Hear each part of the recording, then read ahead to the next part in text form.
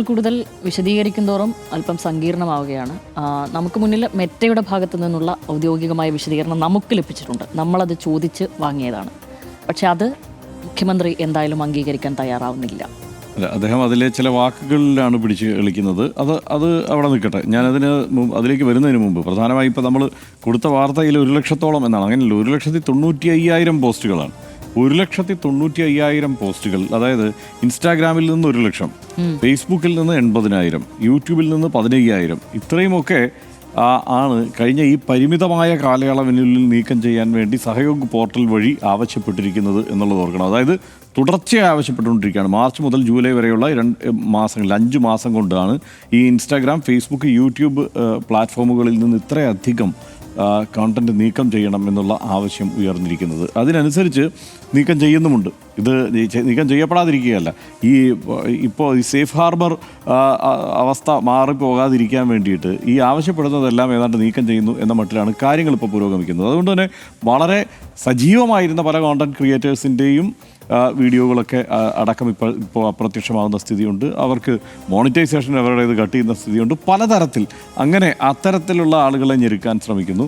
മാധ്യമങ്ങളെ സംബന്ധിച്ചിടത്തോളം ഇപ്പോൾ ഓൺലൈൻ പ്ലാറ്റ്ഫോമുകളുടെ പലതിൻ്റെയും ഈ നിലയ്ക്ക് പൂർണ്ണമായി തന്നെ കട്ട് ചെയ്തു പോകുന്ന അവസ്ഥ ഉണ്ടായിട്ടുണ്ട്. കേരളത്തിൽ താരതമ്യേന കുറവാണെങ്കിലും പക്ഷേ ധാരാളം അത് പോയിട്ടുണ്ട്. ഇത് ദേശീയ തലത്തിൽ നിലനിൽക്കുന്ന ഒരു പ്രശ്നവുമാണ്. അപ്പോൾ ദേശീയ തലത്തിൽ നിലനിൽക്കുന്ന ഒരു പ്രശ്നവുമാണ്.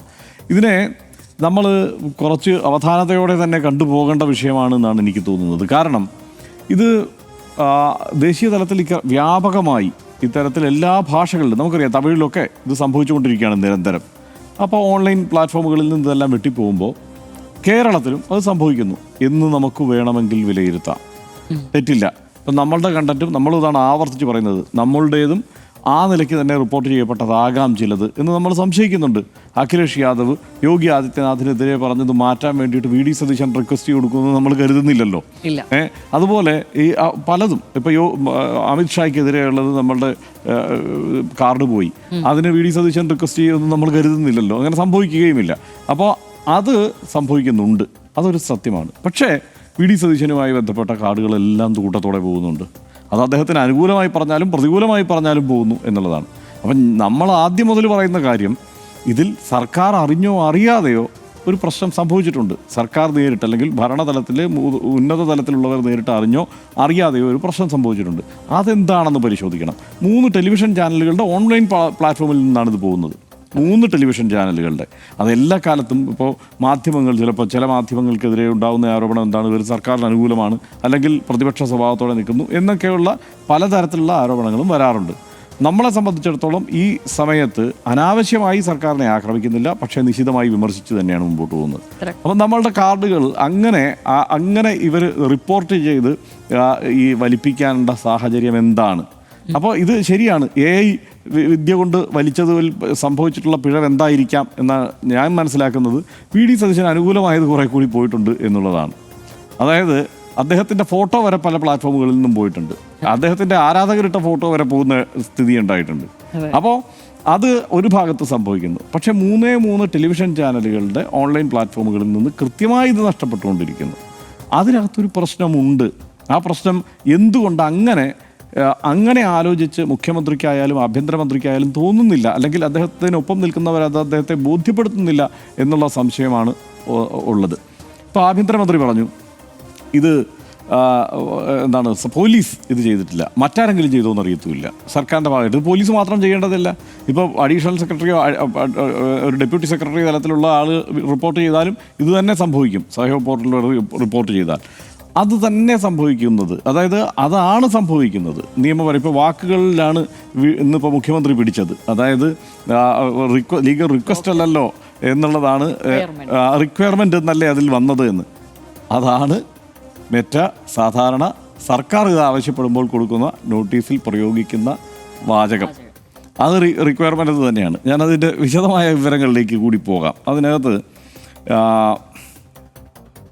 ലീഗൽ റിക്വസ്റ്റ് അല്ല, ലീഗൽ റിക്വയർമെൻറ്റ്. അതായത് നിയമപരമായി ഈ ആവശ്യം വന്നത്, സർക്കാരിൻ്റെ ആവശ്യം വന്നതിന് ശേഷം നിയമപരമായി ചെയ്യേണ്ട ബാധ്യതയാണ് ഇപ്പോൾ അവരെ സംബന്ധിച്ച്, മെറ്റയെ സംബന്ധിച്ചിടത്തോളം.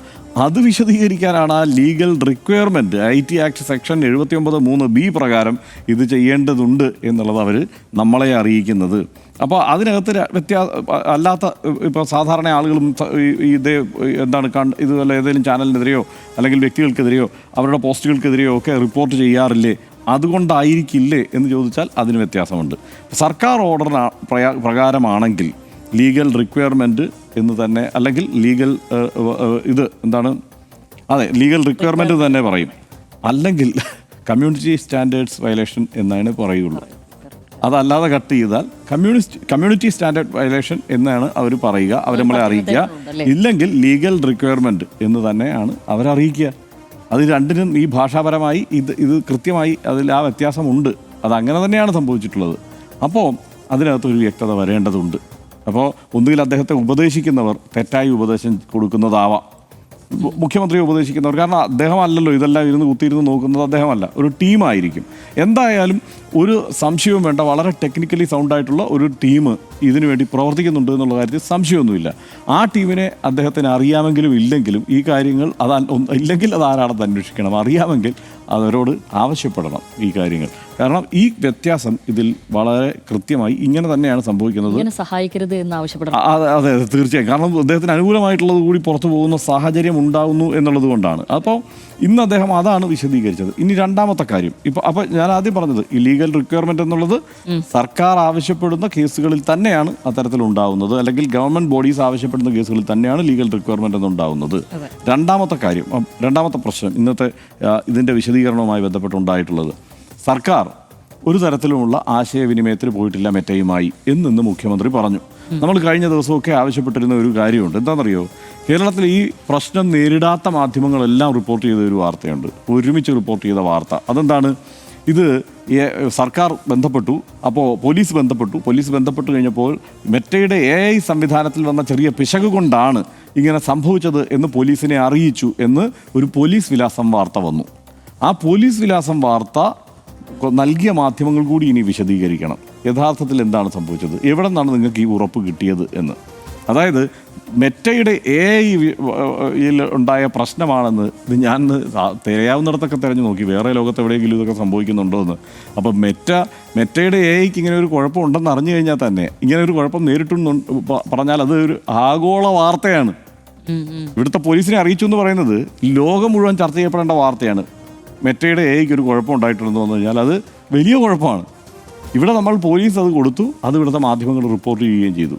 അവർ പറഞ്ഞെന്താണ്, AIയുടെ കുഴപ്പമാണെന്ന് പോലീസിൻ്റെ റിപ്പോർട്ട് കിട്ടിയിട്ടുണ്ട് മെറ്റ, അതുകൊണ്ട് ഓക്കെ. അപ്പോൾ അത് ഇവിടുന്ന് സർക്കാരൊന്നും അല്ലെങ്കിൽ ഗവൺമെൻറ് ബോഡീസ് ഒന്നും ആവശ്യപ്പെട്ടിട്ടല്ല, ഈ മാധ്യമങ്ങളെല്ലാം, ഈ പ്രശ്നമുണ്ടായ മാധ്യമങ്ങൾ വെറുതെ സർക്കാരിനെ കുറ്റം പറയുകയാണ് എന്നുള്ളതായിരുന്നു അവരുടെ വാദം. അപ്പോൾ അതും തെറ്റാണ് എന്നാണല്ലോ ഇപ്പോൾ വ്യക്തമാകുന്നത്. ഇപ്പോൾ മുഖ്യമന്ത്രി തന്നെ പറയുകയാണല്ലോ, ഞങ്ങളൊരു ആശയവിനിമയം നടത്തിയിട്ടില്ല, ഞങ്ങളങ്ങനെ ആവശ്യപ്പെട്ടിട്ടില്ല, അന്വേഷിച്ചിട്ടില്ല ഇത് മെറ്റയോട്. പിന്നെ എങ്ങനെയാണ് അപ്പോൾ ഈ മാധ്യമങ്ങൾ എങ്ങനെയാണ് ഈ വാർത്ത കൊടുത്തത്? ഈ മാധ്യമങ്ങൾ ആരെ വിശ്വസിച്ചിട്ടാണ് വാർത്ത കൊടുത്തത്? മാധ്യമങ്ങളെ ആരാണ് തെറ്റിദ്ധരിപ്പിച്ചത്? അതിന് മാധ്യമങ്ങൾ മറുപടി പറയണ്ടേ? അവർ തെറ്റായ ഒരു വാർത്ത കൊടുത്തിട്ടുണ്ടല്ലോ. നമുക്കും തെറ്റായ വാർത്തകളൊക്കെ ചില സമയത്ത് കൊടുക്കാറുണ്ട്, അതിന് മറുപടി പറയാറുണ്ട്, മാപ്പ് ചോദിക്കണമെങ്കിൽ മാപ്പ് ചോദിക്കാറുണ്ട്. അപ്പോൾ ഈ വാർത്ത എങ്ങനെ വന്നതാണ്? ആരാണ് നിങ്ങളെ തെറ്റിദ്ധരിപ്പിച്ചത്? അല്ലെങ്കിൽ തെറ്റിദ്ധരിപ്പിച്ചവർക്കെതിരെ നിങ്ങൾ ഈ കാര്യത്തിൽ കർശനമായ ഒരു നിലപാട് സ്വീകരിക്കുകയെങ്കിലും ചെയ്യണമല്ലോ. അത് ഉണ്ടാവുന്നില്ല. ഈ വാർത്താ സമ്മേളനത്തിന് ശേഷം ഞാൻ ഇതുവരെ നോക്കി, ഒരു മാധ്യമത്തിലും അതേക്കുറിച്ചൊരു വിശദീകരണം വന്നിട്ടില്ല എന്നുള്ളതാണ്. ആ കാർഡുകൾ ഇങ്ങനെ ഇത് എന്താണ് സർക്കാർ ഇടപെടലല്ല, AIയുടെ പ്രശ്നമാണ് എന്നുള്ളത് വ്യാപകമായി മാധ്യമങ്ങൾ അവരുടെ ഓൺലൈൻ പ്ലാറ്റ്ഫോമുകളിലൂടെ പ്രചരിപ്പിച്ചിരുന്നു. പക്ഷേ ഇപ്പോൾ ഈ കാര്യത്തിൽ ഒരു വിശദീകരണത്തിന് അവർ തയ്യാറാവുന്നില്ല. അപ്പോൾ മാത്രമല്ല, സർക്കാർ അപ്പോൾ അങ്ങനെ ഒരു അന്വേഷണം നടത്തിയിട്ടില്ല. എന്തായാലും ഈ സർക്കാർ തലത്തിൽ നിന്ന് തന്നെയാണ്, പോലീസിൻ്റെ തലത്തിൽ നിന്ന് തന്നെയാണ് ഈ വാർത്ത പുറത്തു വന്നത്. അതും നമുക്കറിയാം, കാരണം നമുക്കും കിട്ടിയതാണ് ഈ വാർത്ത. എങ്ങനെ ഇത് AIയുടെ പ്രശ്നമാണ്, മെറ്റയുടെ AIക്ക് സംഭവിച്ച പിഴവാണ് എന്നുള്ളത് നമുക്കും കിട്ടിയ വാർത്തയാണ്. പക്ഷേ അത് വന്ന സോഴ്സ് നമുക്കറിയാം, അപ്പോൾ കൃത്യമായിട്ട് എവിടെ നിന്നാണ് വരുന്നതെന്നുള്ളത്. അപ്പോൾ അതൊരു സർക്കാർ വിലാസം, പോലീസ് വിലാസം വാർത്തയാണ്, അതിനപ്പുറത്തൊന്നുമില്ല. അപ്പോൾ ഇതിനകത്തെല്ലാം സംശയിക്കാനുള്ള വക ബാക്കിയുണ്ട്. ഇപ്പോൾ മാധ്യമങ്ങൾ കേസിന് പോകുമെന്ന് പറഞ്ഞു, അതൊക്കെ മാധ്യമങ്ങൾ ആലോചിച്ച് നടപ്പാക്കിക്കോളും, ചെയ്തുകൊള്ളും. അതിനപ്പുറത്ത് ഇവിടെ നടക്കുന്ന കാര്യങ്ങൾ അതിന് മറുപടി പറയണ്ടേ? ഇതിപ്പം മെറ്റയുമായിട്ടുള്ള കമ്മ്യൂണിക്കേഷൻ നമ്മളെല്ലാവരും നടത്തുന്നുണ്ട്. ഈ കാര്യത്തിൽ സർക്കാരിനെ കബളിപ്പിക്കുകയാണോ, അല്ലെങ്കിൽ സർക്കാർ തെറ്റിദ്ധരിപ്പിക്കത്തക്ക നിലയിൽ ഇങ്ങനെയുള്ള പ്രസ്താവനകൾ പുറപ്പെടുവിക്കുന്നു, അങ്ങനെ ഒരു സാഹചര്യം ഉണ്ടാകുന്നത് എങ്ങനെ? ഇത് ഒരു കാരണവശാലും ഞാൻ പറയില്ല. വി.ഡി. സതീശൻ കൃത്യമായി മെറ്റയുടെ അദ്ദേഹത്തിന് ഏതെങ്കിലും ഒരു പുസ്തകത്തെക്കുറിച്ച് ചോദിച്ചാൽ അദ്ദേഹം മണി പോലെ ഉത്തരം പറയും. അദ്ദേഹത്തിന് നല്ല വായനയുള്ള ആളാണ്. ആ കാര്യത്തിലൊന്നും എനിക്ക് തർക്കമില്ല. പക്ഷേ ഈ സാങ്കേതിക വിഷയങ്ങളെല്ലാം ചോദിച്ചു കഴിഞ്ഞാൽ അദ്ദേഹം ഇതിനെല്ലാം വളരെ കൃത്യമായ മറുപടി നൽകുമെന്ന് ഞാൻ കരുതുന്നില്ല. പ്രത്യേകിച്ച് ഇന്നത്തെ ഉത്തരം കൂടി കേട്ടതിന് ശേഷം എനിക്ക് അത് തോന്നുന്നില്ല. കാരണം സർക്കാർ ആവശ്യപ്പെടുമ്പോൾ വരുന്ന മറുപടിയുടെ സ്വഭാവത്തെ തന്നെയാണ് അദ്ദേഹം അതിൻ്റെ വാക്കുകളുടെ ഭാഷാപരമായ വിഷയത്തിൽ പിടിച്ചുകൊണ്ട് അദ്ദേഹം അതിനെ മറികടക്കാൻ ശ്രമിച്ചത്. അപ്പോൾ അതുകൊണ്ട് ഈ രണ്ട് കാര്യങ്ങൾ പ്രശ്നമാണ്. ഒന്ന്, ഈ എന്താണ് ഈ ഇവിടുന്ന് മെറ്റയുടെ റിപ്പോർട്ടിൽ ഇത് സർക്കാർ ആവശ്യപ്രകാരം തന്നെ പിൻവലിക്കുന്നു എന്നുള്ളതാണ് മനസ്സിലാക്കേണ്ടത്. അത് സാധാരണ വ്യക്തികളൊന്നും ആവശ്യപ്പെട്ടതുകൊണ്ട് പിൻവലിക്കുന്നതല്ല എന്നുള്ളതൊന്ന്. രണ്ടാമത്തത്, മെറ്റയുടെ എഐക്ക് കുഴപ്പമൊന്നും സംഭവിച്ചിട്ടില്ല.